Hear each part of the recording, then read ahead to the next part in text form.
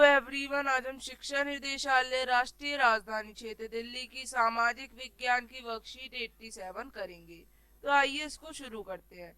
हमारे देश में राष्ट्रीय स्तर पर सरकार को केंद्र या संघ की सरकार कहा जाता है और केंद्र सरकार के महत्वपूर्ण फैसलों में मुख्य भूमिका निभाने वाली संस्थाएं तीन हैं।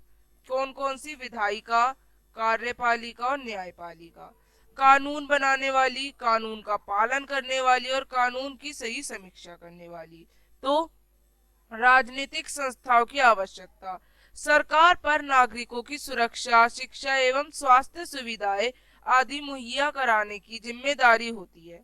वह कर यानी टैक्स इकट्ठा करके सेना, पुलिस तथा विकास कार्यों पर खर्च भी करती है। इस तरह के कामों को विभिन्न संस्थाओं द्वारा किया जाता है ताकि लोकतंत्र ठीक से काम कर सके। तो ये तीन संस्थाएं होती हैं। राष्ट्रपति, जो कि औपचारिक रूप में देश का सबसे बड़ा अधिकारी होता है। प्रधानमंत्री सरकार की ओर से अधिकांश अधिकारों का इस्तेमाल करता है तथा अन्य मंत्रियों की नियुक्ति में राष्ट्रपति से सिफारिश करता है। संसद राष्ट्रपति, लोकसभा और राज्यसभा को मिलाकर बनती है।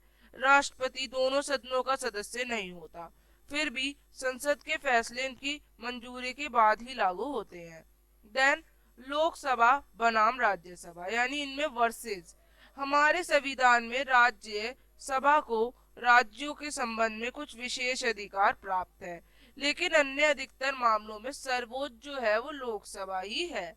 जैसे कि किसी भी सामान्य कानून को पारित प्राप्त करने के लिए लोकसभा की बात करती है, लोकसभा ही सारे सुझाव देती है, बस राज्यसभा तो मान लेती है। एक तरह से सबसे बड़ी हमारी लोकसभा ही होती है। तो आइए अब कुछ क्वेश्चन करते हैं। देश की केंद्र सरकार से आप क्या समझते हैं? केंद्र सरकार वह सरकार है जो एकात्मक राज्य पर नियंत्रण करने वाली शक्ति है। इसके कुछ प्रमुख संस्थान, तो आप लोगों के तीन प्रमुख संस्थान होते हैं। कौन कौन से पढ़े थे? विधायिका, कार्यपालिका और न्यायपालिका। आप ये तीनों लिख देंगे। अब करेंगे सेकंड क्वेश्चन। सेकंड क्वेश्चन है, राजनीतिक संस्थाओं की आवश्यकता क्यों है? तीन है। बैठक, आयोग और दिनचर्या में राजनीतिक संस्थान शामिल है।